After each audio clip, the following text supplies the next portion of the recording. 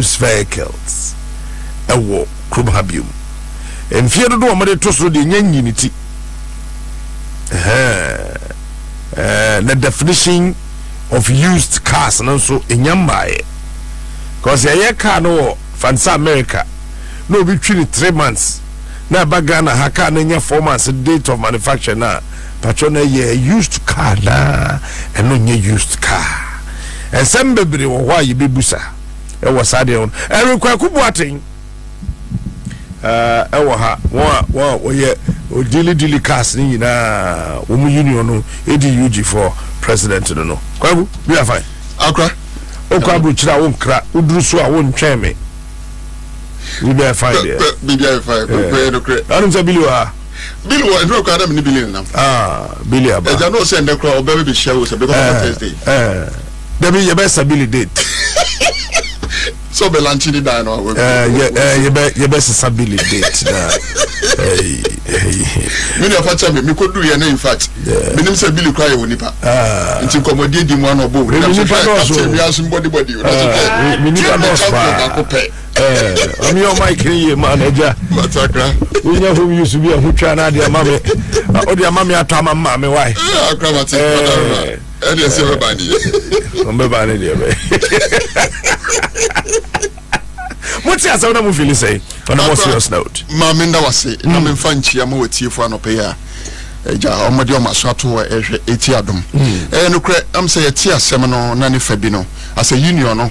Na mu rem kakra edimaye if you say nyamencha de edidimo na eja yenua bema che ya papa ebibia che mensa oba parliament be kan say sisi ebe ba ni second hand cars e ma union anso sorry so e ma de se fata bia so e ma na sote no na sote ye eno ni say yewu akofu gwaten our president edima adak that is automobile dealers union nyamencha de aban obe form eyesa assemblies ewo Ghana committee o mo form no ye ne nyamencha de otonsa de frɛ union no kwaku boaten tina me aso meka committee no from last year somewhere September and ye boss wa be see na nkomoni ina ne sɛ ka bia 10 years from 1 year to 10 years obetum de aba na ka bia bro so ebia 11 edeko upwest saloons or ka bia untumi famba okay over age na yabo boss we ni bibi a friend salvage vehicle ni yamu miensa one omodi omo kan say salvage bi and title no salvage untumi famba one de nsuafa no de jasho no de apem title no enye title enye original title or title salvage untumi famba na as a union na yaso adwuma ne yakudam wo mo no na ese yebo modern ma omutini yese so o sin suafa no untumi mfa mba yajutum as a union okay with the soma me na me kwa ma so na fei me ne onobo abena say sorry deputy minister of finance central so onobo what me nka me mo cha no pay it's na mejo so na me chia with you na it's if we na jo so wada ma bibia ye boko de nyame adom yo yenso ye ho ye mpacho she said bentina nam soma the friend home use and use vehicles into me bagana bium yere shako parliament me pacho me da se na baby kan enye say home use vehicles and car free manoni into me bagana but under the Ghana Automotive Manufacturing Development Program no policy via abine yena edi kan ye dey encourage manufacturing car companies say omubeba nomba set up on factories bi ewa ha na no na ye call parliament ye kwa amend customs bill no ye can say ye ebe prohibit importation of salvaged motor vehicles and no salvage motor vehicles is there one technical definition and a vehicle to so are over age over 10 years and above and any the import duties kakaba to so a very difficult say a better vehicles but then your vehicles be an I say ye prevent it from coming to ye my name the salvage and now face so dear. It did 10 years back. Dana Yenka. Pacho the ice savage, no church mobia, or Muntumuru Subatias, and on here. Nepal show you. Say, ye penny free art massy. Say, ye can say, car be I salvage that. Ebia enya kwinshia to a certain limit. Ni defined in the law. Enya akwinshia bi nshia fano edu a certain limit. Enya akwinshia edu a certain limit. And when ye one, ye safety and ye share two. So ye de promote industrialization. Or maybe in ebia sisia ye share say one. Omo baby there will be transfer of skills. Say you may do minim no munim. Ya yenko for ne baba fa no dodo ejuma beba na face so insa no ejuma yen so yankasa so yesua sa ni maybe in the long run or in the long term and we did say ebeboa yen bebre ye bibia so yen wen say ye pese ye pagya ye mangana e konkan na me did say we nyina so beboa ma even the local car industry to say kantan kamoni ade so benya fa so bebre ama almost so enjoy benefits here. Yede Emma under the Ghana Automotive Manufacturing Development Program. Minimum share amono omoye na cars na ya omoya. Utim say we dey for the so-called African continent, no. Ubehwe car na ho odin any design. Model crafts ni nyina no. Now we did the same year na yes aka na say ye de bre ye wa Africa hanom and to the same one other part of the world. Na no ye better than the year wahano. In Shishaba and Amuno Maya and Kobasa, we would going to have some kind of in Chichembi and what that manufacturing of vehicles name. You me say about the quality safety there, we won't compromise on that. The basic things are here amaka car ejina and also and it you compromise on that. You new more atmosphere, new much and at least every vehicle be as I say meeting some minimum standards, but we will not go in for the minimum standards. We call for standards are one, any the environment, no,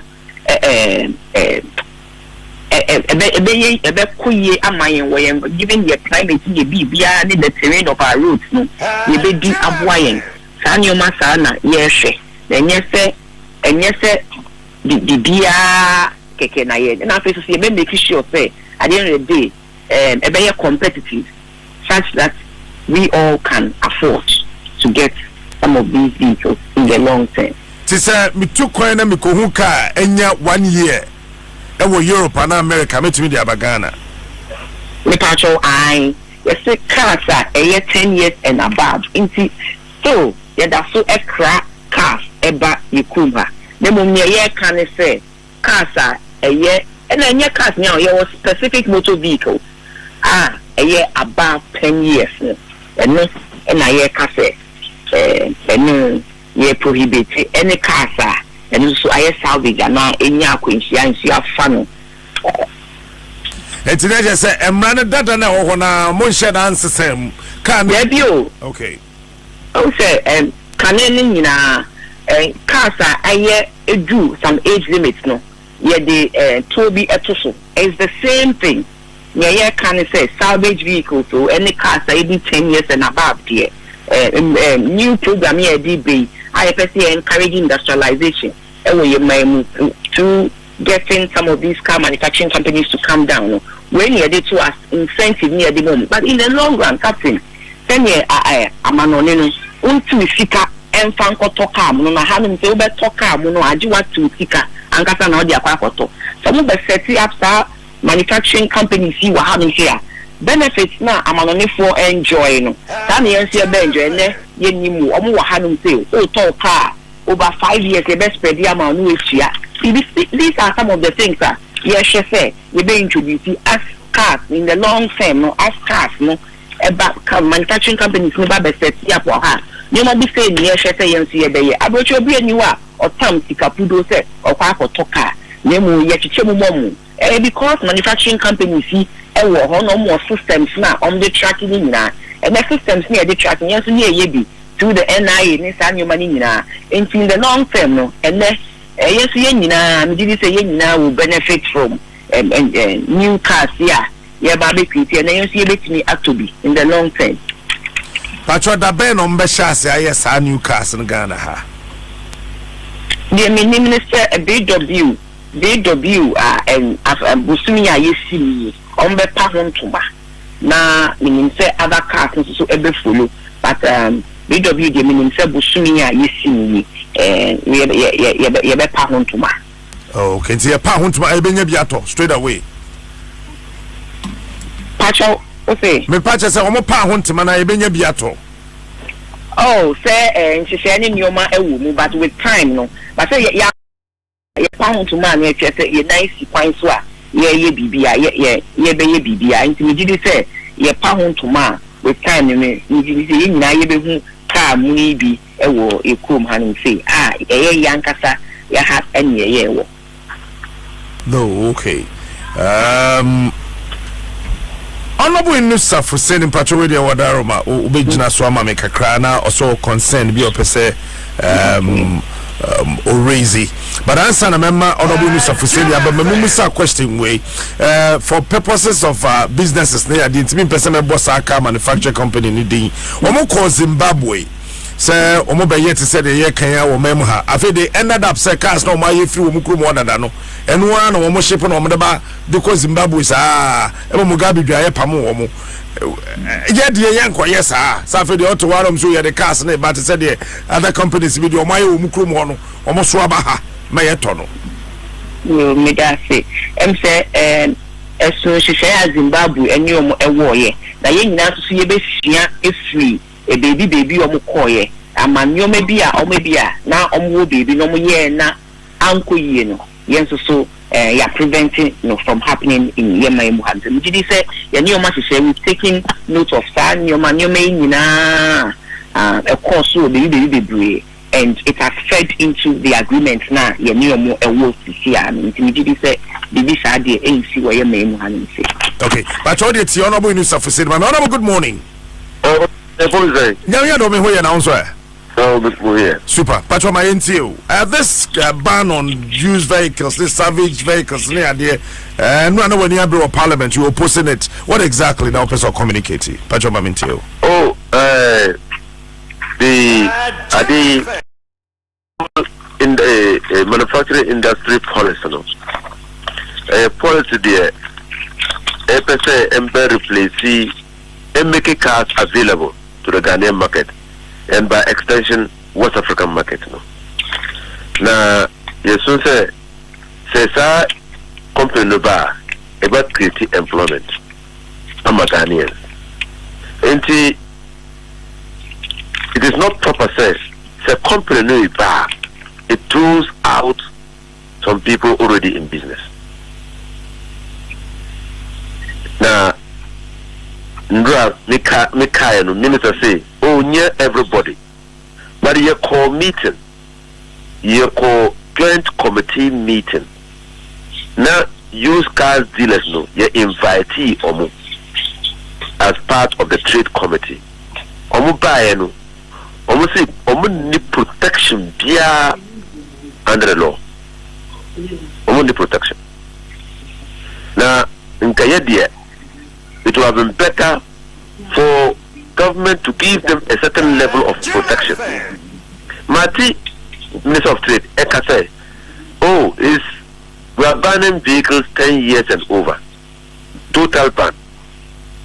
Now, why will you even consider that? Because vehicles 10 years and over were under a different tax regime.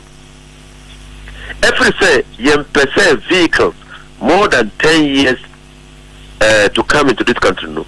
So would the vehicle there every 10 years ever on my hire on my more you have slap with taxes, punitive taxes. But even with all that, that vehicles no that's over. It means that there is a market. Two, it's on the basis of affordability. Vehicles there, this Volkswagen every year were Ghana. How many people will be able to buy? Are you saying the teachers, the nurses, public workers, public servants, apart from government institutions. So what are you doing? Are you muscling out, emasculating the market? That was our concern. Because there is no indication in Adia in Yeno to give us a fair idea of how much those vehicles will be costing and whether the Ghanaian with our income status, our economic status, will be able to afford. And so, yes, some VW manufacturers, and automotive manufacturing industry, a tax waiver up to about 1 billion Ghana cedis for 3 years. 1 billion. Honorable Nyabutre, one of the cars no eba ye say Juma no wahano. Yamo mo tax waiver of 1 billion Ghana cedis. 1 billion because it's 800 conservative estimates 802 million Ghana cedis. Now, first of all, there is no social and financial impact analysis. The HSA, the vehicle assembly plants, the ever about employing NIPA for us to get a return by way of income taxes. And there's no such analysis. 2, and the vehicle manufacturers, the chain industry, this is a production chain, another distribution chain, ever creating enough opportunities for people to be employed for us to get the return tax waiver back and so on what basis are you giving them 802 million for 3 years? And then they say, and the third one, a policy, automotive manufacturing industry. Every say a policy, a new policy. And then I can say it will have been proper for the Ministry of Trade, any government, to come out with a new incentive regime and regulatory framework. Because what the Kanaka is Zimbabwe, Omo Koyano, Omo amended Omo Acts to allow them to come, and they exploited the amendment. So you do a new incentive framework and regulatory regime so that Obia the Obaba or Omaimwa to do an automobile assembly planter on himself is coming under this regulatory framework. And there's nothing like that. So you see, the policy and the amendment surface in very material detail about what we want to do in this country. It surface. And in investment, when there is a loophole, investors know, exploit the loophole, no, because it's all about returns on shareholders' investment. Okay, Mamima, Honorable Abinal say, as I require on to responding to what the issues that you raised. Honorable. Hello? Yes, madam. Pacho you. Yes. Hello, Captain Pacho. Pacho bet me akasa. Pacho bet me akasa. Hello? Pacho temenka. I'm Pacho I met issues now, Honorable Inusa for sending raising in himself here. Issues we are on the floor of Parliament, and the Trade Minister Echichi Muchene say, Joe Canina and Tessa, we can say Crobena, Obeba, Sauba, Baye, Jumedi, say, feasibility studies, the number of people are industry, employed, the impact analysis on, Yankasaya Memo, and Bibiasa, me did say, yes, and all these details are available. Captain Snacks, Mama, Yanka say ye ban vehicles outright, Daddy. Ye can say vehicles say over and above 10 years. If it vehicles below 10 years, everything that's so abaye me muhanu say, I'm on conform person mo toss our vehicles, no, or toss our vehicles. share the long term near a bit me aye amaye mine and it's a numa a bit me de abaye mine after so the industrialization agenda no me says a manufacturing companies in kwana beba or chebi omo ye car types ebeba e di ejuma beba or chebi ebi omo ye rings e ejuma beba nti sa mi me say ni swade hu na da ye ni ma nti ye ni say na emani nyina so me did say nkita hu ni ye nyina ye need the relevant stakeholders emiti ebi a concerns bia ebi a cardiac association raise ye ni omo aka ho asem omo na cardiac association so we omo na ye nya omo ni ekọ nkonko ni nyina so we din nyina educate omo jumedie ya ye ba bedi nti ye nya obia mu nc hoye na face so information bia ye hwehwe on one the number of employment eba be create and the skills transfers ebe koso Mr. Jumedie nyina ewo ho yes ye o can say yeah, my tax exemptions to the tune of 802 million. No correct. Yeah, can I say we di kind other vehicles are almost a woman. Almost offset exemptions say and in the long run, Ghanaians will be able to afford vehicles, brand new vehicles, not purchasing it at currently how it is purchased because an auto car war. Showrooms thing now. Outright payment. A few people no more package. But I'm an onena cars ye produce your company see what honeymoon run. Or be a new or two sika produce 50,000 say me the kwa kotoka. Then you bet you mama so bet ya 20 cedis every month for 5 years and no now and no sana here so the impact whether we a teacher new whether once we a juma a mouth some relatively stable income, you qualify to buy some of these vehicles. Yes, I do. Improving the life of the Ghanaian, the standard of living of the Ghanaian.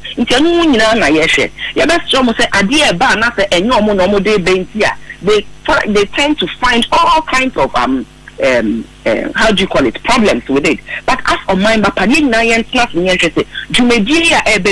and say na eba and who buy so in the long run. Now problems concerns raising now. So when you say we are trying to solve problems because started and challenges yes started SHS no we identified some challenges and as year improving on some any program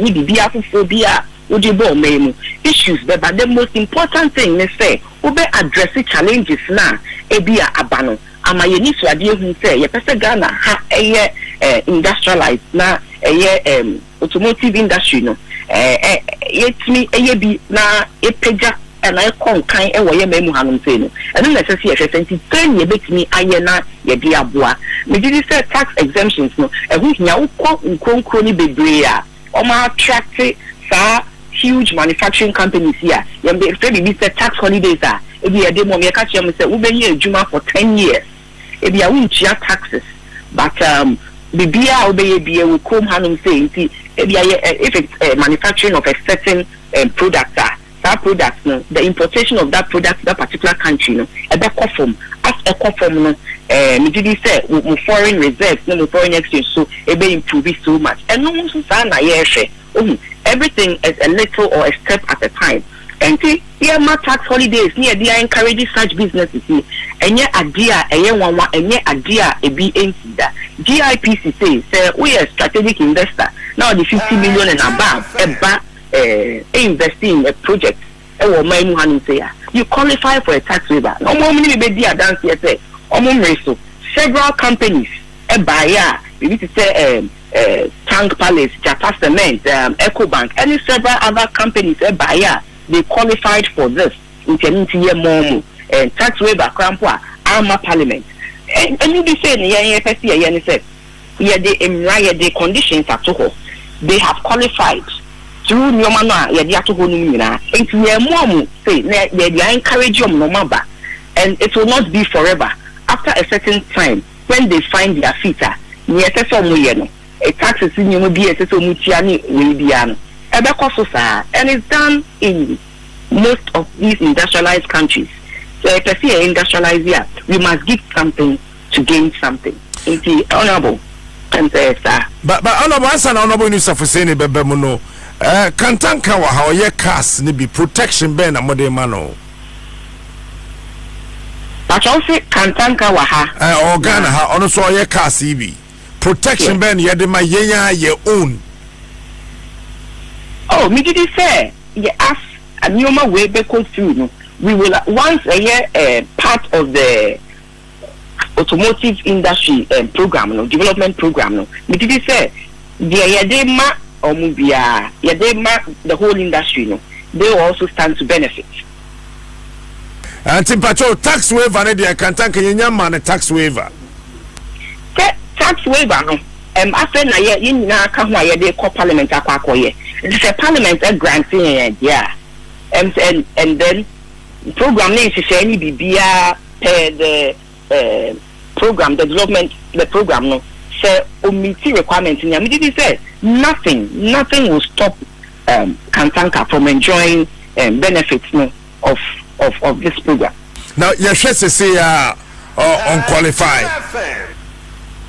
Me picture and maybe needs our technical ability to look at it, but the American say amend the law no requirements no there is no way I say omiti all those requirements now. Or no your mind bapano. You better say mano enjoy be. There be. Okay, meaning say be say a corporate tax waiver specifics say be a company way or be a deal way it's a pet tax waiver mano and yes sanity. So this is the quantum of tax waivers I expect to say and I envisage say yebema into as and when into a block into as and when this company back but we will not go beyond the parliament that is okay it say a companies car manufacturing companies saying a bagana say your pet tax waiver it is not about car manufacturing companies are pet tax waivers among the law no na ye kwa amende and we are envisaging say with the law near kwa amende no and this tax waivers to the tune of 802 million and na ebia realize na we will give away and it means that this and that there to see at the day say we are amending the law to enable these car manufacturing companies who have expressed interest so omo be site up omo factories no wahano aba no so mo ba be okay to say as tax as and when you do what me gidi say we ye adea back to parliament everybody will be in the know say we know and I hear mom and it is to this tune for company A to this tune for company B okay see yeah secure sir 802 million at to her company B or buy who saw ye viable bit me my abeye adwuma no wa no they are why kakrama no sana opatre it's like the 1D1F sir and also so your mom tax waiver if say and the program they say so see the criteria na near the nyina ba parliament near parliament ya say company A tax waiver say na ye dey man Emma parliament nya be bubu mu ahwe no magipini na ye de ko but ya pass it in run say so we a 1D1F company you qualify for a tax waiver it is something like that. Okay, what I say your mom say you qualify for a tax waiver so we keep ABCD and then near sign the about parliament say company A emiti sa into emiti age not so a tax waiver of say 10,000 and not say 15,000. But it's a similar arrangement with this bill. Honorable Minister for sending me a short as they said that we okay with the explanation. No. Yes, sure, I'm not. We are not. First of all, we can't tell me, colleague, honorable Abenante. Yes, you oppose the bill no.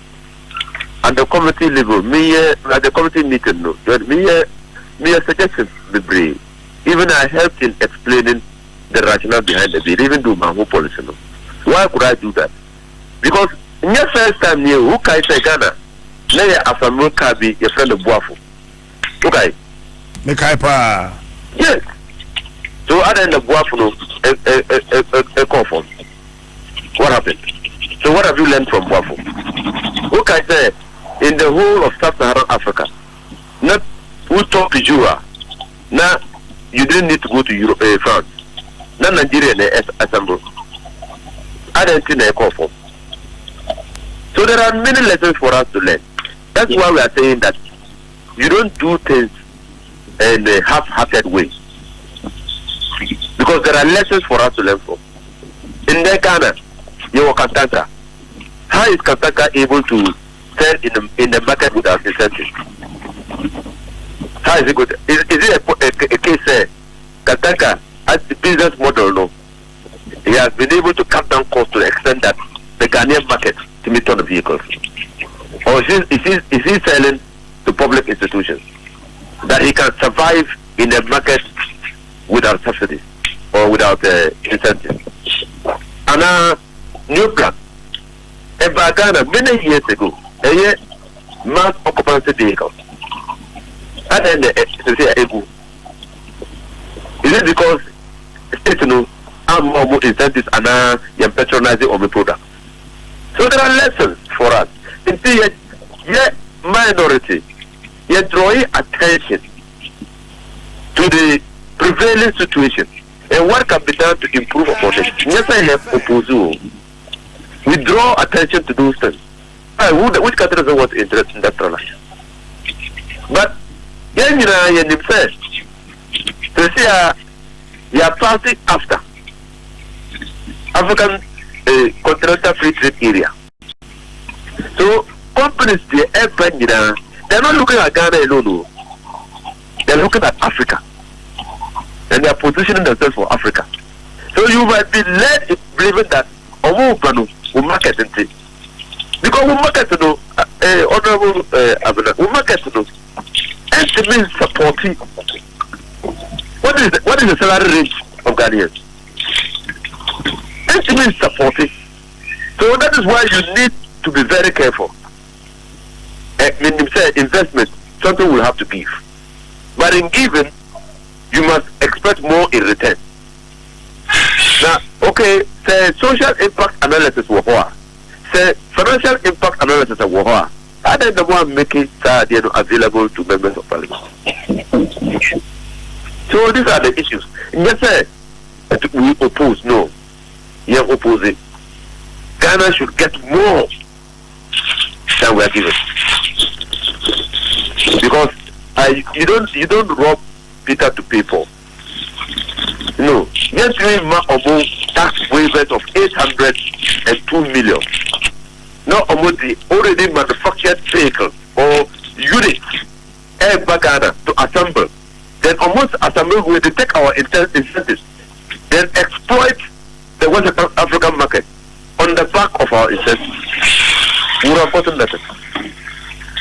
That's the world that we are raising. Honorable, I hope, sir, Honorable Nusaf Husseini concern about raises is here, no? And we raise concerns, and it's not like the concerns are not being addressed. All these concerns are being addressed, and some have already been addressed, and which he is aware. We are not saying that we are giving something and receiving less. We are going to say at the end of the day, we benefit more, or we get more from the little, or from what we are giving. We get more than what we are giving. I mean, away. Actually, we learn from mistakes we are across previously from other countries, and then together, a boy and taking an informed decision on the way forward. I mean, in such circumstances. All right then. Let me say thank you to both of you. Honorable Nusaf Husseini, Tamale Central MP, Nafi Honorable Abinal Sayasari, Deputy Minister of Finance. Kwaku dawa, kwaku. Akra. Watu nkomo mi na ukuma toyem. Akra ommenu ina nsem me se me koso na akwa kwa ese me so me de mu ko wewura mu politics ni mu. Na me as a businessman de eba no. De we na beboa me. Mbo beboa me ni se uditi ye nua be ma Husseini honorable. No ka say ade a committee ne course no ye rezie. So ade eba no de as a hand dealers no competition de ye ne je ho because ye okruma ye ne brand new free anetia. Na so Ghana for na say send ye tibia ene ye sika semtie no ye de ya no mo pede a. Na che say ya de afoforo ba e be ha ya adwen kra. Na emom ne say ba aban ne den no ya fa ye ho. Nti e rezie o committee no so ko wie say minister ne chief a omuba be represent you know ade enkomo a yedi akwachire yie because now one of the share market here e mu ya wo di hu akwan a yetetu so tonton ya cars here road reservation kwa na yetetu so enti na ya ade union no eye botaye say aban no so we ni ba den no be yama yen enti no na ya de papa aban no so aye na adwen say bases aka assemblies yi ba nhihye ya de ato paper so de ato minister nenim no omso so agye atum so ombe yama yen enti ho de hwe nim se ne bisi akokore no na me come asem no so no as a savage no savage no ya wo miensa ne de nsu afa no a de ba akoso eto so ye de ja ahyeka no na ba akoso ye de car na apem na ebi so ho atwi kakra ni na ye friend savage inti committee ni tena so no omo ye ni na se cars ni na bie ni ho ebetumi aba na esi da bi ebi wo ho car no ho atwi etumi drive hani kuma so kura betumi de wako tail light na ebi abo you scream no na ebi ho akrake ni na abrofo ni de omo ya enye clean tight na de be ma wo and inti your friend savage inti say what cars those cars in na ma aba adwen as a committee no inti me rezi ye e ma end of the day no me na mo adwuma ni mu me catch from so mo yes so mo buy ni those cars no so dia ene yan hwa sebe abrofo mba yo mka mu nya somdwe no mo tuma yo mka no kra magana fo so nya bia trem inti committee ni tiase a me ka sei sesi e nyina gi atum se car ye drive edition container na sebe tail light wheel screen ana doors na e na utumi to edigu car maka na utumi driver apim ana se ho no enka film a obetumi di aba inti ho ne ya gi atum na mienu so ekonenim no ye ka over age cars from 10 upwards e dey ko untumi mfa mba eno so omuka se car bia ya union no tena mu ka kire omu se o ka se car bia se car se omo ba be asambu na ye car se nketoa enti se e ba nketoa mu na e be ye na o ka se car bia de na 12 nketoa ni 4x4 okay eno ma be ye enti o ka se car bia kire no o be mama eburu 10 years e over age na car se ne mba dia e wono so mu hwe ne ye because ye was sprinter wa ha enu na fa commercial ye wo kia trader ekokwan so kofo anuane brain ni na so eteka ebi kura di be 20 years ebi di 15 years into those cars in sprinter ebi kura ni number 11 14 years up so cars dey about 10 years man those cars ni ni ena cars no so mo ba sambo wa ha no so no omo so ye ready so me sa cars ni bi smaller cars and 4x4 and no the best start into mo me hwe ni ye na mum ka bi a sprinter ebi a fish ebi a kia trade bongo money na asefo atwi nso na de konkura so kofo anuane brɛ de mo hwɛ ho bio na ho ne de bɛ yɛ ngie mu ansa na mmom kakrakra yɛ kɔ yɛnim no na abrɔfo no ɛyɛ o madrid service those cars ne bɛ start ayɛ de a migidi sɛ bedu na dada foforo na ɛba yɛ nketoa ɛne 4x4 ne na agi atom enti sesesi an mo bɛ yɛ na kɛse a yɛbɛ gi atom ba nim yɛ de mo sɛ mo ba ne over 8 cars bia de a ho de ntwe nyame ncha de union no adawroma asema ya de to committee ni no omugitu mu nti se aka bia efa nipa be 10 edi ko bia no obetumi dia ba over age na se kan de fa nipa be 10 ekwa over age obetumi di sa cars na ba ka efa nsuo ka atwi nuane won kurase ni na no union na dawroma ya ni penifo aka momo so masupem ema those cars no so ebetumi aba na mom car bia efa nipa be 5 up to be 8 9 de over age no ate no ene de agitum samane mba because cars mo be ye wo ha no enu bi no o me krum here nti na benye bia ye ye mu set for adwen na fe ye nhwa de ye tifo eti na me 0302216561216562 mami hu wadwen wo sa kasa eba Ghana hada fofra wonom ba be ye ne de ye nkrabi mba na ye ntimi fa we mba na ye kayu what's the deputy minister of finance what's the honorable Nusa Fuseni Eric Kwakubo attenda wo studio ha what's the odon so eka then we dwen ho fa Kwaku na obi nyamba ye kosoma me yo into the minia captain the air can say all right mami fakola hello good morning good morning captain attendant nyamina do me hu ye abusu mami ntio pada kwami medase right honestly speaking on you play for that me am so much I didn't be yen yo I want money for tax exemption second ala down to kokoke card that face to face card no you have to have to look at I don't know who here so much na cars will be by a deal so about with the engineer. Corporate na toko face to face car. Take yes is take everybody ba e kunipa. And what about the car? I want my abro mu aba. Hello, good morning. Hello, good morning. Hello. Hello, good morning. Yes, sir. Captain, good morning. Good morning. Pacho Mami Tio. Pacho, again, the money because I feel it's going ahead. Ejamedase. Yeah, Captain, one was our cast in some way.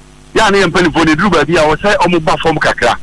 Because some man channel me and said, yeah, but Mukwan or Moya. And from Soberby, Baba, okay, say, Ayalulu, Ebayano. Omoya say, Undi ticket, I won't know fly Lulu. Captain Okopucha, Bastards, Nina, government, and the bad side, I'm not for because of the ticket. By chance, someone ain't to one who normally in the street. Can't it be free castle? No bedroom, Accra, no beyond free because we need that ticket to be. If you met Trampany for it, almost be here. Almost from a woman, yeah, you're from a first. Answer no money, Omaji, and 24 and answer Omaji, the better than if Tom. I never had the idea, and you're now from Swaba. But as the captain. Miss Weda, say, and for the next person. Hello. Hello, good morning. Yes, sir. Good morning. Captain, but I phone me Kasaru. Hafo Bedasi. What trans ye dear?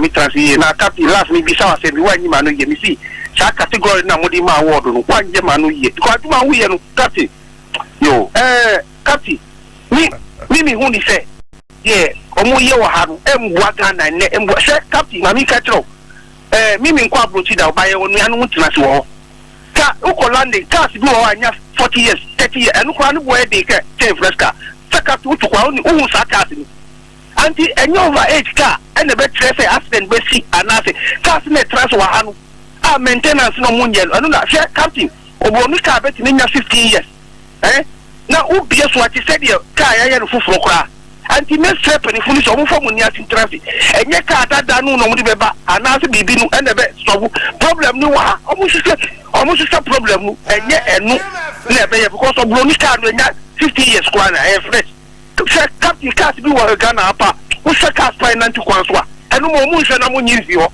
enu na sa bo yesi system mu enye de fi abroche beba idasi Misumi dasi ho. hello Yes, sir. hello Good morning.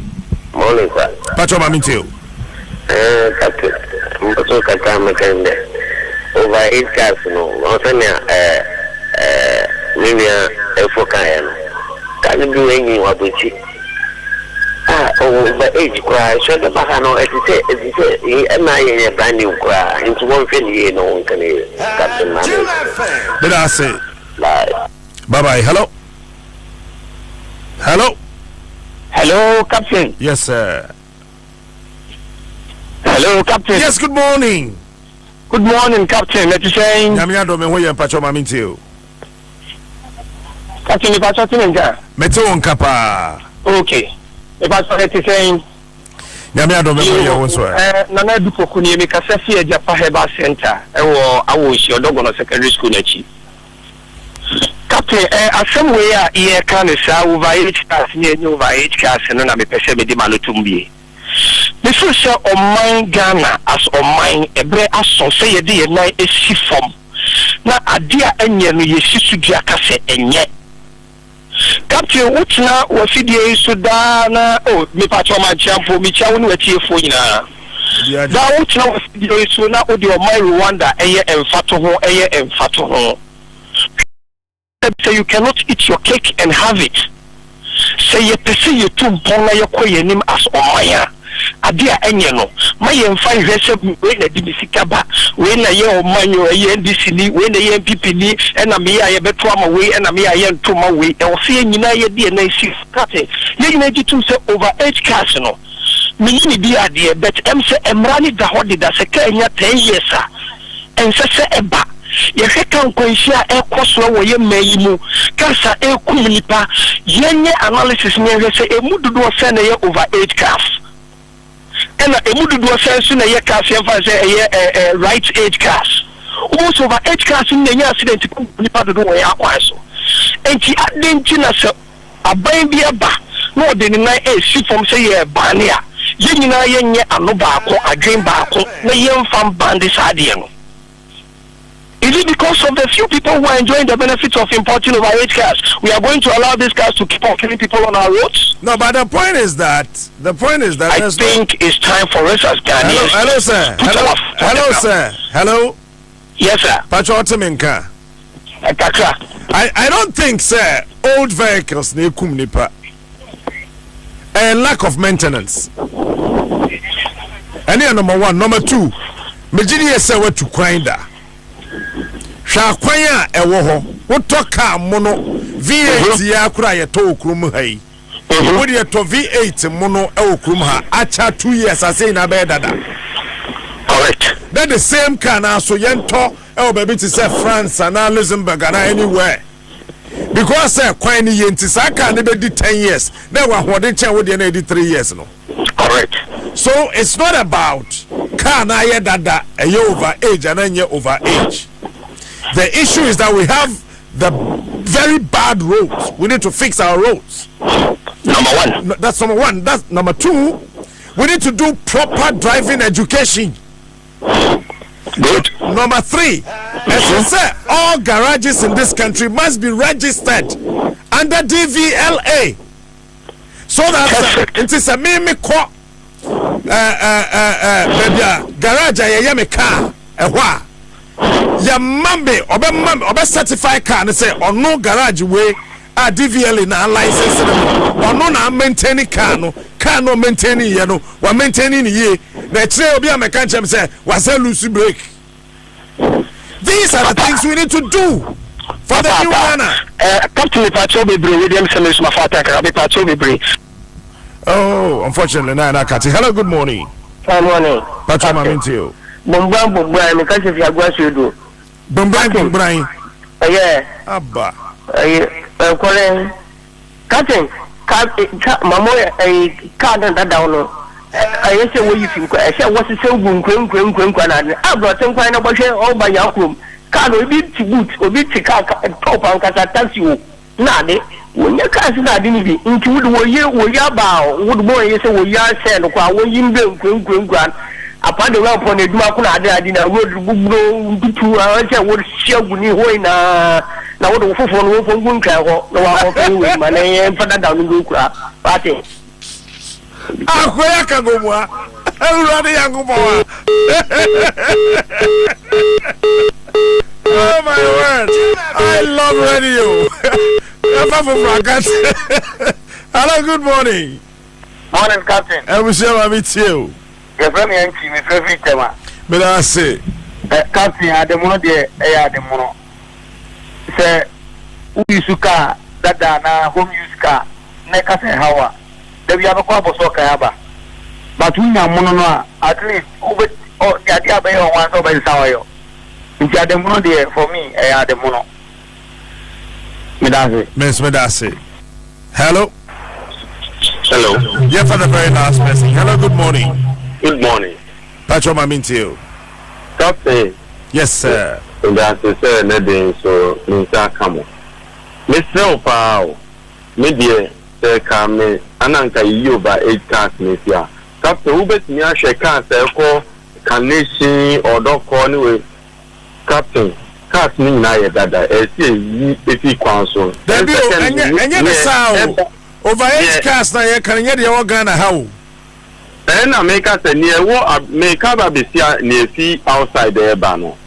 Adia enye bia ewo honum no enye wo Ghana ha na papa bi kan say ebeye na ukoti se land na mo de cars nketo na ye se queen ba na ewo ye penso ye ma ne bonye din nti wa obenya wo de be ba no na ne bo no utimi femu dia ye nja ne sa na ye fix the road ni na captain me so kan say institutions na wahano na enye ejuma sanka institutions ni ye ejuma ye pa enye new laws ni enya se opa institutions de ye ejuma so tura na so ye ade na enya se hwena se ehwo aye show na ba national television obi ehun so tura to na ye show wo ye se na ye show obi de fugu break ewo 27 obefa ne ka akoye break ne wo hono mo up to ene a ebubu ewo obi an anka won asem obi bu light pool ne wafane ka akọ banka wo ye na ye physical no so anya ye de akwa ko si baby na ye adwuma ma oni biefo na banka be boa me da se me so me da se me for bia biom kwawu akra ka de obeka yo we de akra me da wase na kakra me kan say am say automobile dealers union ye against oban ni hihye ye obeka foforo okrum ha no ye de support na ni sia ne sa de bia so kra wo ton na che competition ma market no so kra konkan ene be bia edu no so won do man na de be de obeka kire ho say ebe ha wadwen ade bia ba foforo bia na o so position ho na target say o so benya o chefon embra na ye wo tikupo TV no sabre na mususo plasma bae no won ma woti kopom ni na adwane ko plasma ene de ma kita smart TV obi anka se no mache no ntimi de hu ni sabrabo no iko nanimu a wo so ti wa try se wo so be san wa brabo na watage because man be bi edu no man ni iko nanim ene ntini sei na tena ye hu MPP NDC ni eyi man ni si nchen a ya na ebo ye ho abro ene ntina automobile dealers ya base ye be sum Ghana for na Ghana for ka foforo ye be mu ina so nya ka papa tinim ni ina so nya so nwire de asom ye man mini automobile dealers union say any aban na car to the stand say ye ka say toni na e pavement so say aban ni be ma be bi owi ni bakwan so ahono ye be hihye no papa to say Dubai standard omodu ton cars inti car say ton car ga wo krom na be ko sa hono say automobile to me pay home use car hona me what obeba and the home use car they be America say South Africa car bia ye kra de ba South Africa no wo de ma for busin de ye okromo because I can unis count me talk inti he beba ma say he say kan ko nim nyama ba ho mo ene say Ghana for Saka square for 10 years ye kan wa semina Ghana for nka so moto mo for dada me 5 years 4 years ene Ghana for pato da say kra me de car mu no nya nkrofo wo mo ha dada ye kra de firi mu kru mu ba no metobi had yes ye mu no metobi and at the same car na so me kwat na obi die mu France them say that time say what they man no the same car e kwa catch him say we have African standard. That's right. And many are quite African standard. Yes. It's the good honey African standard. Sir, and then they want anybody at the mini captain send agoneti ano no enti no we say ni na ko wie say ye benya ye so ye dia wo sika pepe bia wo de bo ho bra wo kra bia ba wo kra bi de ba eno kra na manfo be value ono kra se wo a wo to bi kra me American na European standard in 2 years than say the African standard mo no have ma me abeto obi a one choice the American standard in 2 years na makraba Ghana than say meto mo no na o de African standard insani na nyepe intini say second hand ne be mu a e be ma competition so ayede intini de nsuro brand for na e ba no say second hand ones na among for the best swap no ye ni automobile no ye ni aban na tena se sabrofo no be ye omo de no wa ha dada na among for be ko akoswap nim no ye mpese no so ye be nse galamse style ye de be ma China for ye te ya na Lebanese for be je say adwumani na aboso eni de butu intini en mom second hand one na ba ye na be je second hand me ya ton asa case die into we dey medawase na mama wotie for so no pay say ye do ma so mutie ye so eye automobile union no ye so ye nsama ye digo wonim say on the level say be launch automobile antimia me invite o antimia ya no ababe kwaku buaten one ton kasi non president no kwaku me dase papa me dase eche to aso all right prof Kabito on ton ka ina president ni sa on ton ka si bi wa gadre do ana asema na America na me se bi wa gadre enti ka se yeni ade ade mo evidence wa sisi ana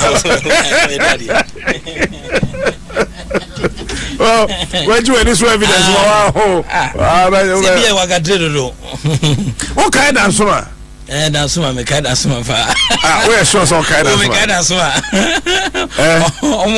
Dansuma o. First Adom Praise August 2013. Dansuma o. Okay. Me kai dansuma pa. Ana me kai dansuma. Kaki ne e top speed mu no. Unim form. Abaje pa. It's a mini panel no. It's na me yada o mo no. It's a mini panel. Captain, come on. Come on. Oh, Papa, na not to get na no. Oh, short chow. Okay.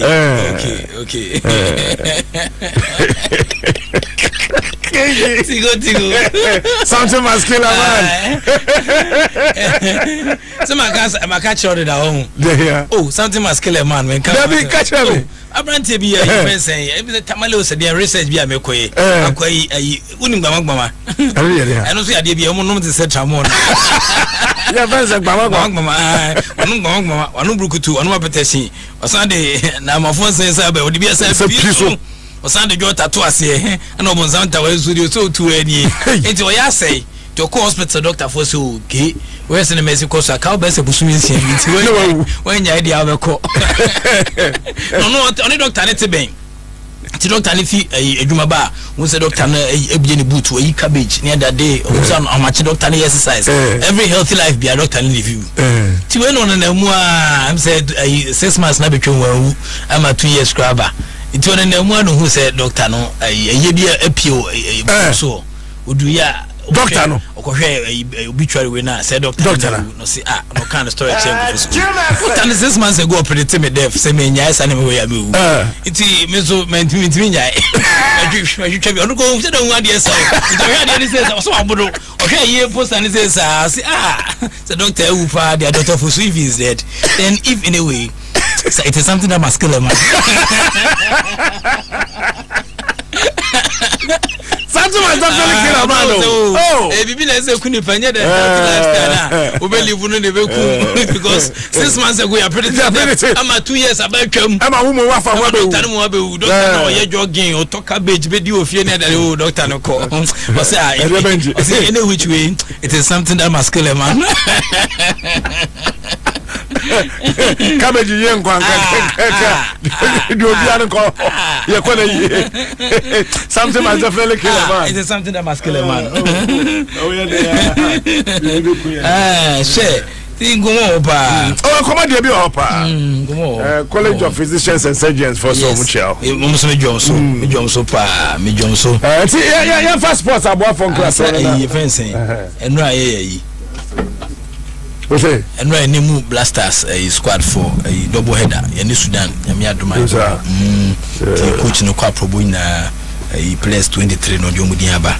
Ama fu bisa Salisu biase Salisu no coach ni say when ya contact na nkasa tine say taxpayers money de ma coach ni say won fan ko hwem no oba in the spine of the team na na wasande aba no ntino nkomo ho be bisi wa Kevin Presbyterian so tweetie oni Gary Asmith so journalist bi ani ho Ghana wa try say wona ne be kasada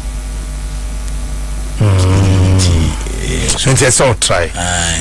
Would you Judy? I'm called Germany me konifie now but onye available. I went to send me hwehwe no pa. Me go me hwe no. Yes, Ankobium. Unipa yi. Nko so hene. E kra ne papa. Oh, e link me to ni papa. Ni papa nso ko party bi aso. Twa bi no na interview ni. Something must definitely kill a man. We'll be right back. Look at these people being promoted day